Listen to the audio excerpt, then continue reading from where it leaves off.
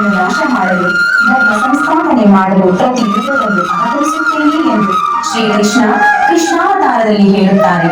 ಅದರಂತೆ ಪ್ರತಿ ಯುಗದಲ್ಲೂ ದುರ್ಜನರನ್ನು ಸಂಹರಿಸಿ ಹಾಗಾಗಿ ಸಜ್ಜನರನ್ನು ರಕ್ಷಿಸಿದ ವಿಷ್ಣುವಿನ 10 ಅವತಾರದ ಬಗ್ಗೆ ತಿಳಿಯೋಣ. ಮತ್ಸ್ಯಾವತಾರ. ಪ್ರಳಯ ಕಾಲದಲ್ಲಿ ಜೀವ ಪ್ರಭೇದಗಳನ್ನು ರಕ್ಷಿಸುವ ಸಲುವಾಗಿ ವಿಷ್ಣುವು ಮತ್ಸ್ಯಾವತಾರ ತಾಳಿದನು. ಮನು ಮಹಾರಾಜನ ಮೂಲಕ ಬೃಹತ್ ನಾವೆಯನ್ನು ನಿರ್ಮಿಸಿ ಅದರಲ್ಲಿ ಜೀವ ಪ್ರಭೇದ ಜೋಡಿಗಳನ್ನಿರಿಸಿ ಪ್ರಳಯದ ಜಲರಾಶಿಯಲ್ಲಿ ಈಜಿ ಆ ನಾವೆಯನ್ನು ಸುರಕ್ಷಿತ ಸ್ಥಳ ತಲುಪಿಸಿದನು.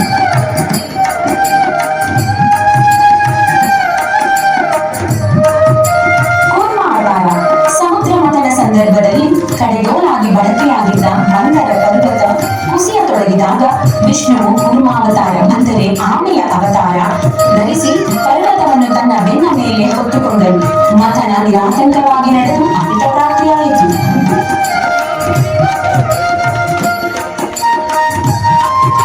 ವರಾಹಾವತಾರ. ದೈತ್ಯ ರಾಜ ಹಿರಣ್ಯಾಕ್ಷನು ಭೂದೇವಿಯನ್ನು ಅಪಹರಿಸಿದ್ದನು. ಆಗ ಮಹಾವಿಷ್ಣು ವರಾಹ ರೂಪ ಧರಿಸಿ ಹಿರಣ್ಯಾಕ್ಷನನ್ನು ಸಂಹರಿಸಿ ಭೂಮಿಯನ್ನು ರಕ್ಷಿಸಿದನು.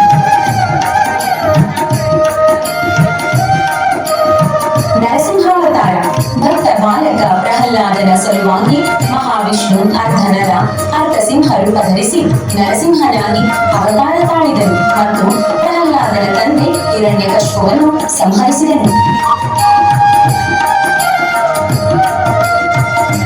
ವಾಮನ ತ್ರಿವಿಕ್ರಮ ಅವತಾರ.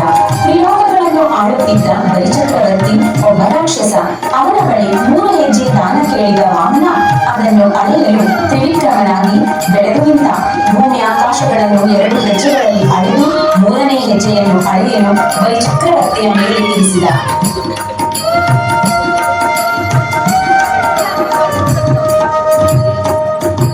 ಪರಶುರಾಮ ಅವತಾರ. ಪರಶುರಾಮ ಮಹಾವಿಷ್ಣುವಿನ 6ನೇ ಅವತಾರ. ರೇಣುಕೆ ಜನದಗ್ನಿಯರ ಪುತ್ರನಾಗಿ ಜನಿಸಿದ ವಿಷ್ಣು ಪರಶುವನ್ನು ಹಿಡಿದು ಪರಶುರಾಮನೆಂದು ಹೆಸರು ಪಡೆದ. ಭೂಮಂಡಲವನ್ನು 27 ಬಾರಿ ಸುತ್ತಿ ಅಧರ್ಮಿಗಳಾಗಿದ್ದ ರಾಜರುಗಳನ್ನು ತನ್ನ ಪರಶುವಿನಿಂದ ಬಂಧಿಸಿದ.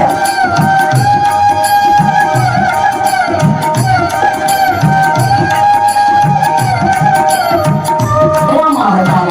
3 ಲೋಕಗಳನ್ನು ಜನಿಸಿ ಅಟ್ಟಹಾಸದಿಂದ ಬೆಳೆಯುತ್ತಿದ್ದ ರಾವಣನನ್ನು ಶಿಕ್ಷಿಸುವ ಸಲುವಾಗಿ ಮಹಾವಿಷ್ಣು ಶ್ರೀರಾಮಾವತಾರ ತಾಳಿದನು.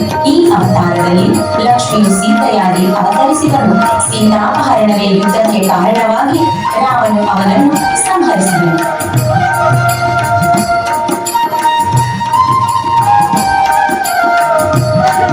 ಬಲರಾಮ ಅವತಾರ.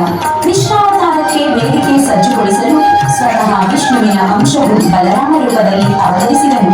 ಕೃಷ್ಣನೊಡಗೂಡಿ ದುಷ್ಟ ಸಂಹಾರ ಕಾರ್ಯದಲ್ಲಿ ನೆರವಾದನು.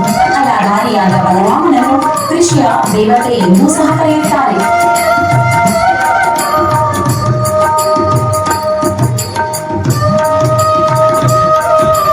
ಕೃಷ್ಣಾವತಾರ.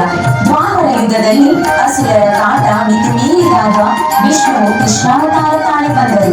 ದುಷ್ಟರನ್ನು ಸಂಹರಿಸಿ ಧರ್ಮ ಸ್ಥಾಪನೆ ಮಾಡಿದರು.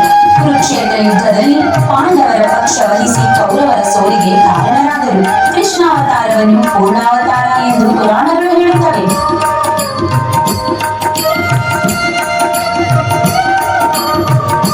ಕಲ್ಕಿ ಅವತಾರ.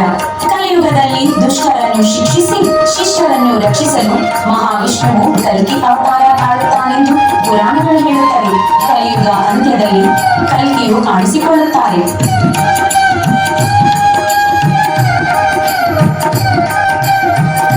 यदा यदा हि धर्मस्य ग्लानिर्भवति भारत